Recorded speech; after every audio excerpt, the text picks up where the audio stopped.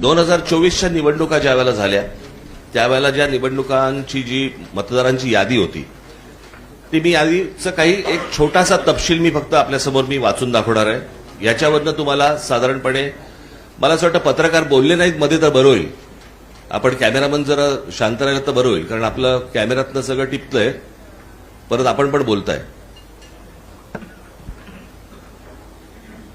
2024च्या अगोदरची जी यादी आहे त्याच्यामधली फक्त मी काही नावं आपल्याला फक्त आपल्यासमोर मी वाचून दाखवतो, म्हणजे साधारणपणे यादीमध्ये काय प्रकारचा घोळ आहे हा आपल्याला आणि महाराष्ट्राला लक्षात येईल। मतदारसंघ 160 कांदिवली पूर्व, नाव धनश्री कदम, वडिलांचे नाव दीपक कदम, वय वर्ष 23। आता वडिलांच्या डिटेल्स, नाव दीपक रघुनाथ कदम, वडिलांचे नाव रघुनाथ कदम, वय 117।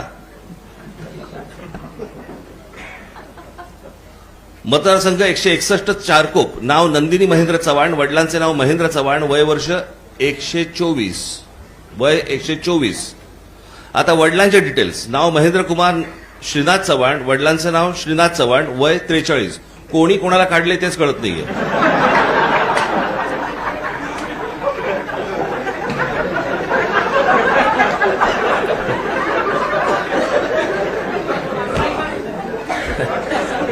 अरे विषय गंभीर आहे, जरा समजून घ्या।